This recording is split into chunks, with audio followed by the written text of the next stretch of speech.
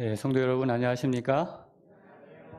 이 행복한 안식일에 하나님께서 주시는 평강과 쉼과 기쁨이 오늘 우리의 마음에 가득해서 우리가 만나는 모든 사람들이 저 사람은 뭔가 좀 다르다. 그것을 느낄 만큼 여러분들의 그 샘솟는 기쁨이 여러분의 모습 속에서 얼굴에서 나타나게 되길 바랍니다. 한번 그런 모습 나타난 모습을 좀 옆 사람에게 한번 보여주시겠습니까? 그렇게 보여주고 한번 손 한번 잡아주시면 감사하겠습니다.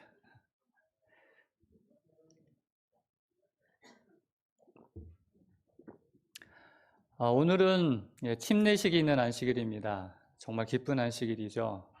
지난주에 제가 나만의 빈자리라는 제목으로 말씀을 드렸습니다. 하나님께서는 나만이 채울 수 있는 그 마음속에 빈자리가 있다는 것입니다. 하나님께서 그 잃어버린 죄인 하나가 회개하여 돌아왔을 때 회개하될 것 없는 의인 99을 인하여 기뻐하는 것보다 더 기뻐하시겠다라고 말씀하셨던 이유, 그거는 그 하나가, 그 잃어버린 하나가 우리 하나님께는 전부이기 때문에 그렇습니다.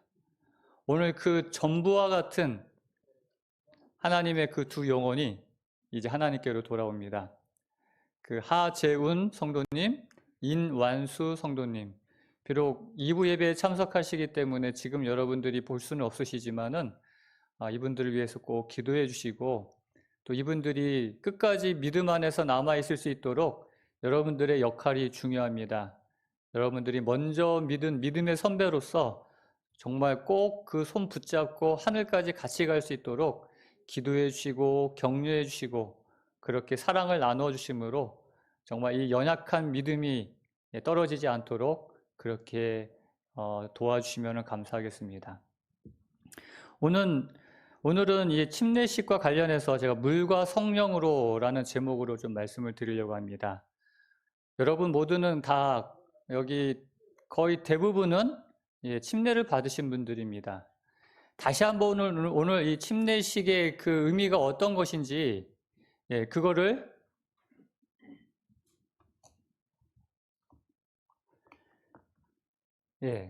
다시 한번 이 말씀을 통해서 처음 침례 받을 때의 그 감동, 그 결심을 다시 한번 확인하고 재결심하는 그런 시간이 되기를 바랍니다.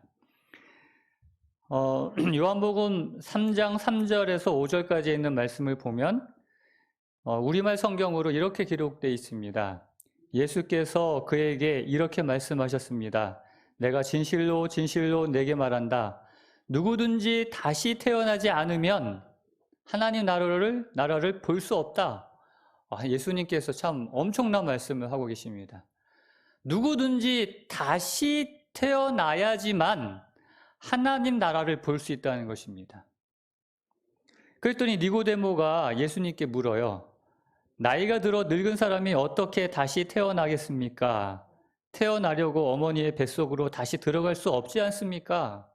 예수님이 다시 태어나라고 하니까 이 니고데모가 기가 막혀가지고 아니 한번 태어난 사람이 어떻게 다시 태어납니까? 어머니 뱃속에 다시 들어갑니까? 이렇게 물어보는 거예요. 그랬더니 예수님께서 그 다시 태어나는 것이 무엇인지 이렇게 설명하십니다. 내가 진실로 진실로 내게 말한다. 누구든지 물과 성령으로 태어나지 않으면 하나님 나라에 들어갈 수 없다. 다시 태어나는 것은 어머니 뱃속에 다시 들어가서 나오라는 이야기가 아니라 물과 성령으로 다시 태어나라는 것입니다. 여러분, 그래서 오늘 이 물과 성령으로 우리는 다시 태어나야 됩니다. 이 물과 성령으로 다시 태어난다는 의미는 무엇인가? 성경에서 그 의미를 살펴보도록 하겠습니다. 물과 성령으로 다시 태어나지 않으면 하나님 나라를 볼 수 없다라고 말씀하셨는데 그 물은 무엇인가?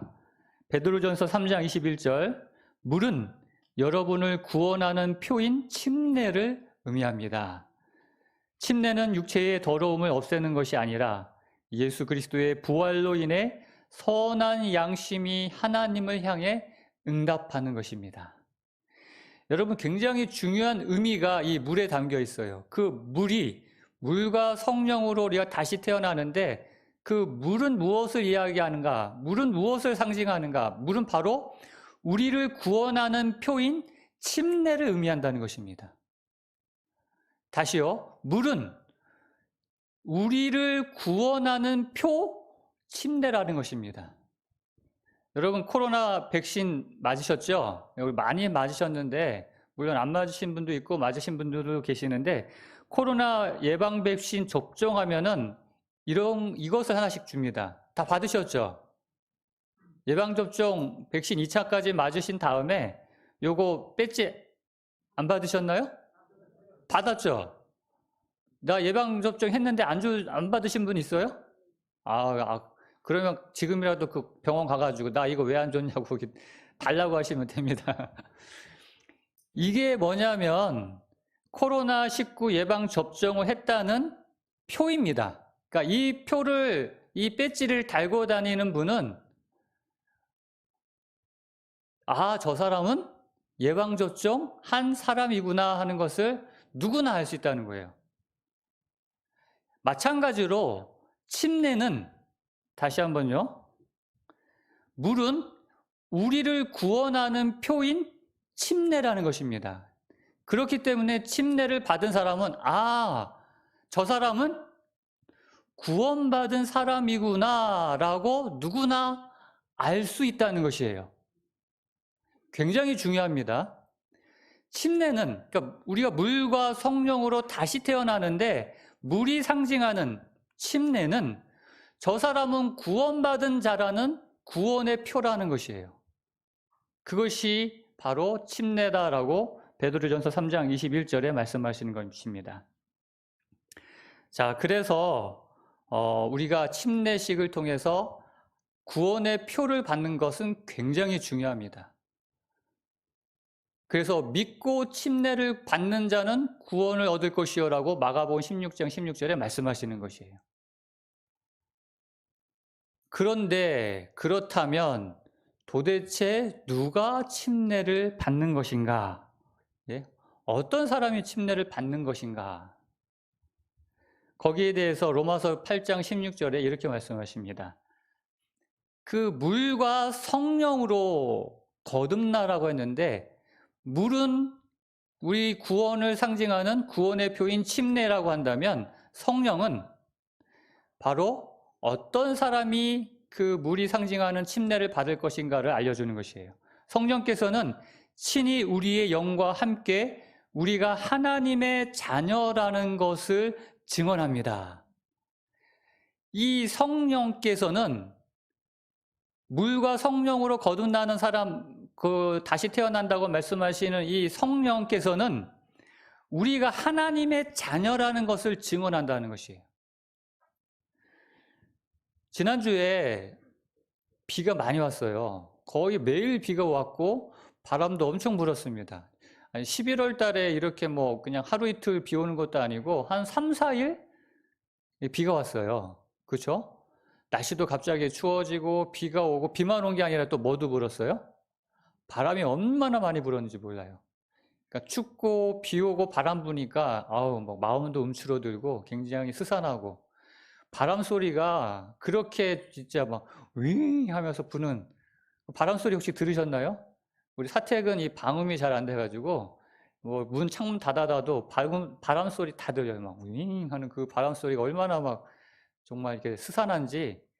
요 교회 마당에 가면 이 바람에 의해서 낙엽들이 거의 떨어져가지고 얼마나 낙엽들이 이렇게 뭉쳐가지고 그렇게 회오리 바람처럼 이렇게 돌아다니는지 모릅니다. 그래서 저 리프트 앞에 보면은 그 바람 불어서 떨어진 낙엽 이렇게 모아놓은 게 그 마대자루로 한 자루 가득 담아놨어요. 여러분, 바람은 눈으로 볼 수 없습니다. 그렇죠?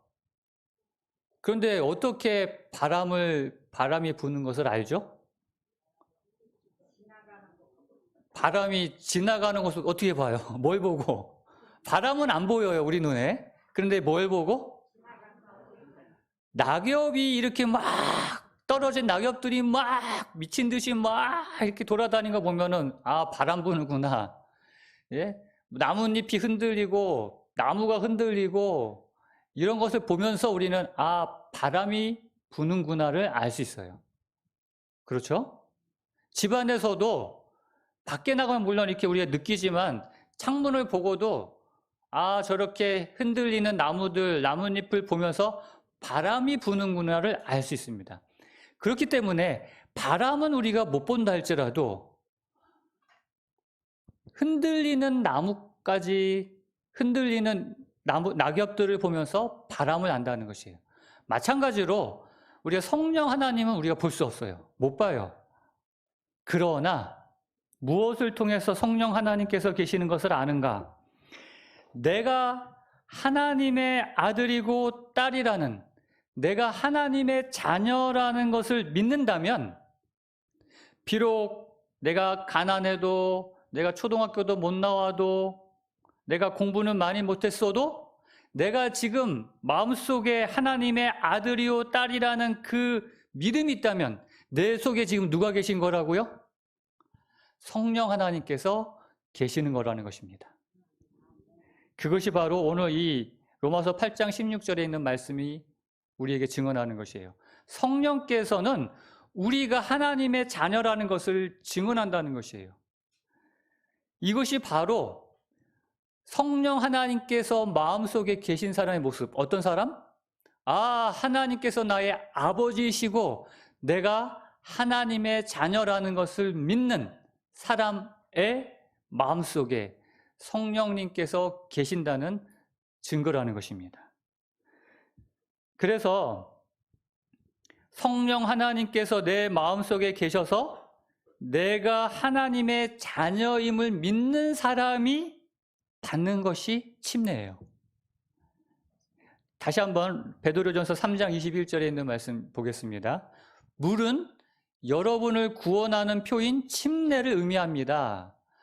예수님께서 물과 성령으로 다시 태어나야지만이 하나님의 나라를 볼 수 있다고 말씀하셨습니다. 그러니까 다시 태어난다는 것이 물과 성령으로 태어나는 것인데 그게 바로 침례, 물이 상징하는 침례인 것이고 어떤 사람이 침례를 받는 것인가? 양심, 내 마음속에 성령 하나님의 역사를 통해서 하나님께서 나의 아버지이심을, 내가 하나님의 아들이요 딸임을 믿는, 하나님의 자녀임을 믿는 그 사람, 다시 말해서 하나님께서 그렇게 내 마음속에 역사하실 때 내 마음이 하나님을 향해 응답하는 것, 그것이 바로 응답하는 사람이 받는 것이 침례라는 것이에요. 침례 굉장히 중요합니까? 중요합니다. 그냥 마음속으로 믿기만 하면, 물론 믿는 것이 제일 중요하고 그것만 그렇게만 해도 하나님께서 인정해 주시겠지만 예수님께서 굳이 침례를 받으시고 또 굳이 우리에게 침례를 받으라고 하시는 이유는 이런 영적인 의미, 놀라운 의미가 있기 때문에, 그래서 우리에게 침례를 받으라고 말씀하시고, 우리가 이렇게 침례를 통해서 하나님께서 내 마음속에 계신, 하나님께서 나를 부르신, 하나님께서 나의 아버지심을, 내가 하나님의 자녀임을 그렇게 역사하신 것을 내가 믿습니다 하고 응답하는 그러한 것이 침례를 통해서 나타난다는 것이에요. 오늘 그래서 여러분들이 받으신 침례는, 또 앞으로 받으실 침례는 이런 중요한 영적 의미가 있기 때문에 반드시 필요한 것, 정말 구원의 표라는 것을 기억하시게 되길 간절히 바랍니다. 이렇게 침례를 받고 하나님의 자녀가 된 사람은 이 세상에서 당당하게 살아갑니다. 위축되지 않아요. 왜요? 난 누구 아들이다? 누구 딸이다? 하나님의 자녀다. 하나님의 자녀가 꿀릴 게 뭐가 있겠어요? 우리 세상에 정주영 회장 아들이면은 부러울까요? 이건희 회장 아들, 이재용 이렇게 아들 괜찮겠죠? 근데 그거 게임도 안 돼요. 여러분, 비록 내가 가진 것 없고, 아까도 했지만 가진 것 없고 배운 것 없고 뭐 내세울 것 없다 할지라도 내가 하나님의 자녀라고 성령 하나님께서 내 마음속에 역사하실 때 그것을 믿고 받아들이는 사람은 정말 하나님의 자녀로서 어떠한 놀라운 일이 벌어지는가? 로마서 8장 17절. 자녀이면, 우리가 이렇게 하나님의 자녀이면 또한 상속자, 곧 하나님의 상속자요. 와, 저와 여러분은 이렇게 침례를 통하여 다시 하나님 아버지의 자녀로 태어남으로 상속자, 누구의 상속자? 하나님의 상속자가 되었다는 것이에요. 만왕의 왕이신 이건희 회장 상속자 이재용하고는 게임이 안 돼요. 우리가 만왕의 왕이신 아버지 하나님의 상속자가 되었다는 것입니다. 그런데 이렇게 하나님의 상속자로 끝나면 참 좋은데 여기 로마서 8장에 보면 그 뒤에 좀 껄끄러운 말씀을 하세요. 우리가 하나님의 상속자요 그리스도와 함께한 상속자니 우리가 그와 함께 영광을 받기 위하여 또 뭐도요? 고난도 함께 받아야 할 것이니라. 영광만 받으면 좋겠는데 꼭 보면 이렇게 하나 더 추가를 하셔요. 하나님께서 고난도 받아야 돼. 여러분 고난 받기 좋아하는 사람 누가 있습니까? 저도 싫어요. 안 그래요? 정말 상속자로 영광만 받았으면 좋겠는데 하나님께서는 영광을 받기 위해서 너 고난도 받아야 돼 라고 하시는 거예요. 그런데 우리 성경을 통해서 이 상속자로서 하나님의 자녀로서 고난받는 많은 믿음의 자녀들의 이야기가 나오는데 그들의 공통점이 나와요. 상속자로서 고난받은 믿음의 우리 그 조상들, 그들의 공통점은 그 고난을 고난이라고 생각하지 않는다는 것이에요. 여러분 요셉이나 다니엘이나 사도 바울이나 얼마나 많은 고난받았어요. 요셉 노예로 팔려갔고요. 다니엘 포로로 사로잡혀갔고요. 말도 못한 고생했어요. 정말. 사도 바울은 어떤가요?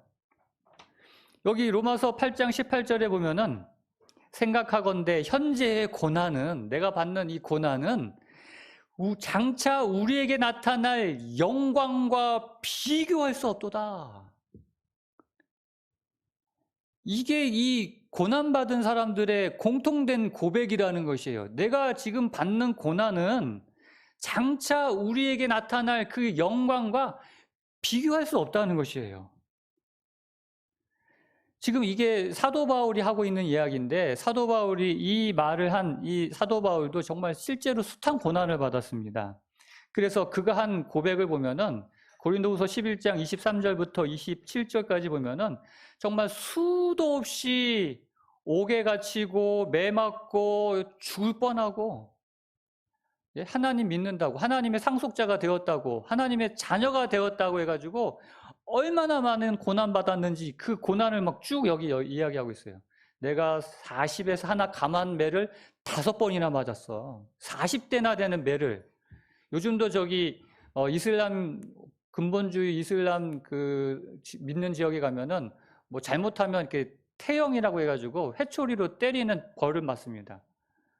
어제도 그 보니까 말레이시아 뭐 아체주인가요? 인도네시아 아체주에서 그 불륜을 한 남녀에게 회초리로 이렇게 태형하는 그 뉴스가 나오더라고요. 그 긴 막대기 갖고 등짝을 막 후려치는데 그런 매를 40대에서 감한 매를 5번이나 맞고 3번 태장으로 맞고, 이게 태장이라는 게 채찍이에요. 채찍형을 3번 맞고 돌로도 1번 맞고 파선 3번이나 당하고 그리고 줄이고 목마르고 굶고 춤고 헐벗고 아니 이게 무슨 상속자 모습이 이래요. 예? 하나님의 상속자라고 하는데 상속자가 이런 고난 받는다 그러면 누가 하나님 상속자 하겠습니까? 저 같아도 안 할 것 같아요. 그런데 이러한 고난을 받음에도 불구하고 뭐라고 고백한다고요? 내가 이런 고난을 받지만 이 현재의 고난은 장차 우리에게 나타날 영광과 뭐 할 수 없도다? 비교할 수 없도다. 이 고난도 아니라는 거예요. 내가 장차 받을 그 영광과 비교해 보면 이거는 뭐 오늘 우리 마음속에 있는 그 평화와 행복은 우리의 기쁨은 어디에서 좌우되는가? 그 사람의 내일에 분명한 소망이 있느냐 없느냐에서 좌우됩니다. 내가 장차 받을 그 소망, 그 목적, 목표가 있는 사람에 따라서 내가 비록 지금은 어렵고 지금은 못 살고 지금은 고생을 해도 내가 이렇게 열심히 고생해두고 열심히 생활하면, 노력하면 장차 뭐 할 수 있다? 예. 장차 비교할 수 없는, 현재와 비교할 수 없는 그런 영광을 내가 받을 수 있다고 한 사람은 참을 수 있다는 것이에요. 옛날 우리 어르신들, 우리 아버지 때도 그랬어요. 막 지금은 막 단칸방에 살고 뭐 그냥 밥에다가 김치 하나만 먹어도 내가 이렇게 열심히 일해서 돈 벌어가지고 하면 뭐 할 수 있다? 우리 아이들 열심히 공부시켜가지고 교육시키면 뭐 할 수 있다? 나중에는 좋은 집에서 잘 먹고 잘 살 수 있다. 이런 꿈이 있었어요.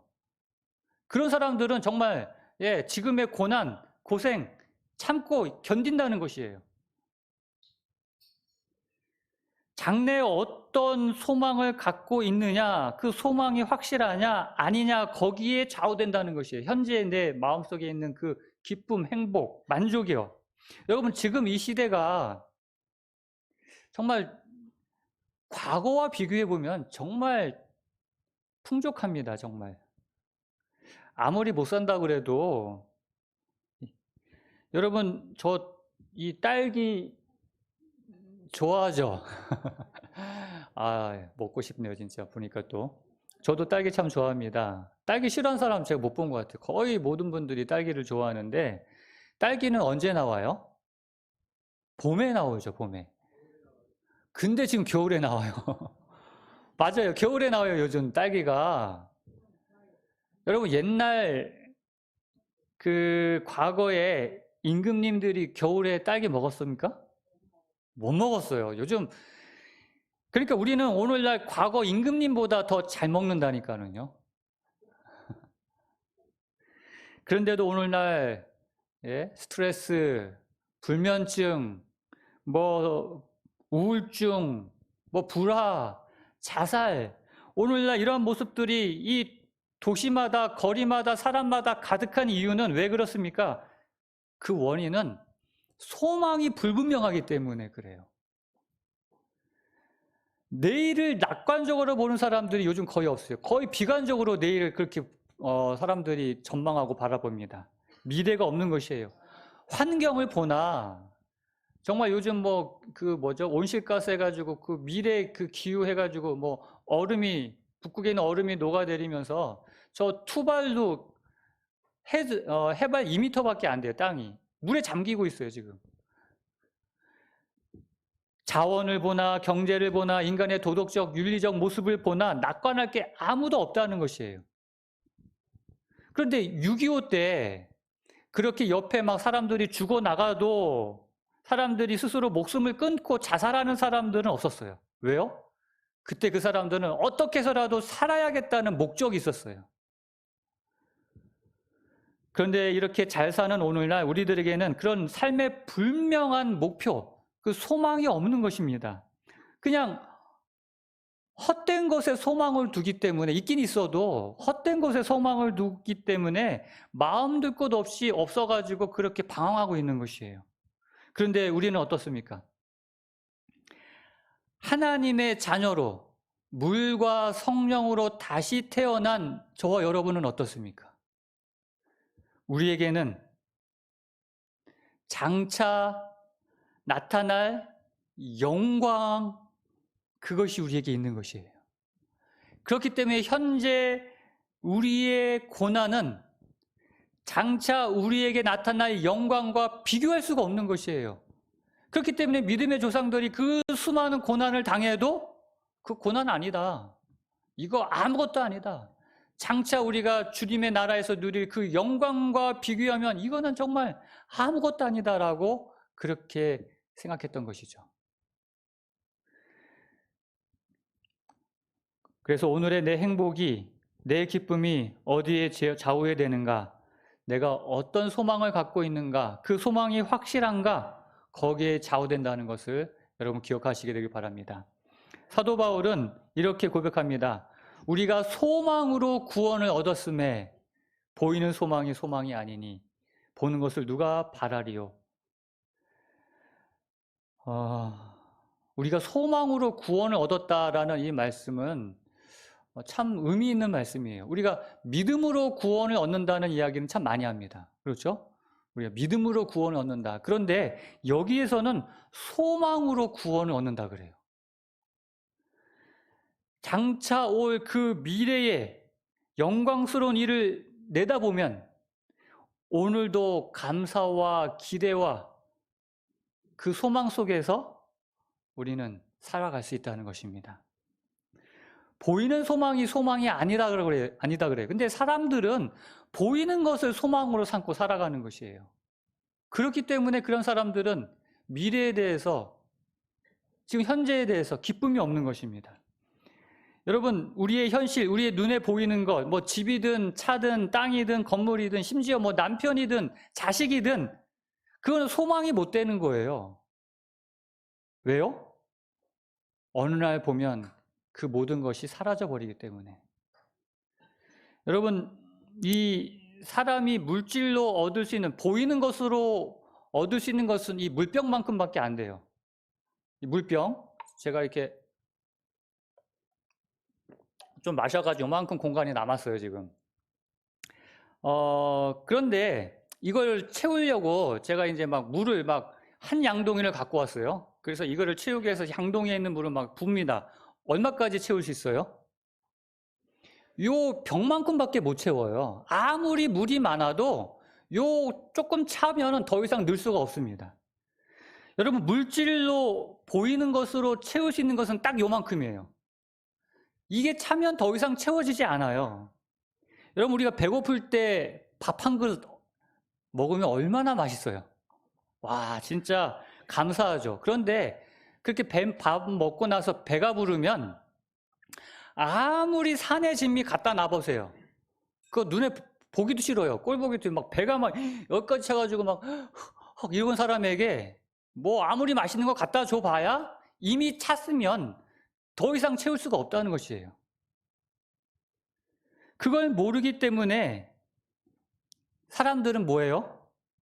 계속해서 더 가져보려고 100만 원 버는 사람은 500만 원 벌고 싶고 500만 원 버는 사람은 1000만 원 벌고 싶은데 그렇게 벌어도 이미 찬 사람한테는 아무리 더 부어봐야 채울 수가 없는 것이에요. 그렇기 때문에 더 큰 기쁨, 더 큰 만족, 더 큰 행복을 얻으려면 이런 보이는 것으로 소망을 삼으면 안 된다라고 말씀하시는 것입니다. 우리가 소망으로 삼을 것, 우리가 소망에서 구원을 얻는다 그랬는데 우리의 소망은 무엇인가?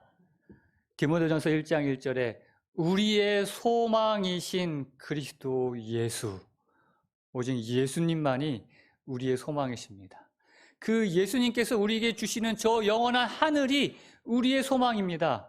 보이지 않는, 그러나 장차 우리에게 올 그 영광,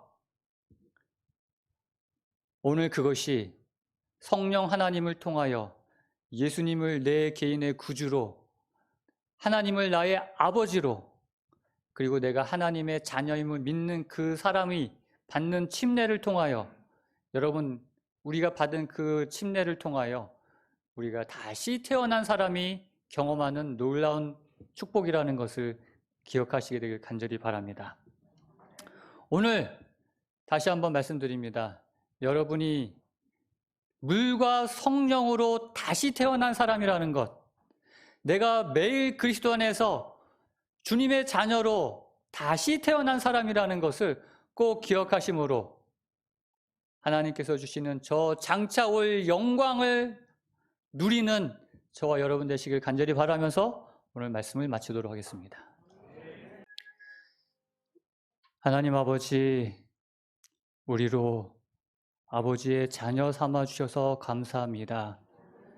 물과 성령으로 거듭난 우리 모두에게 장차 누릴 영원한 영광을 고대하며 소망으로 구원 얻는 우리 모두가 되게 하여 주시옵소서.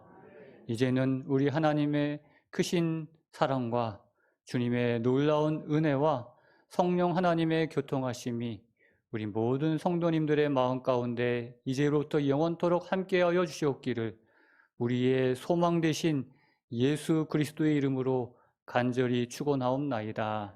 아멘.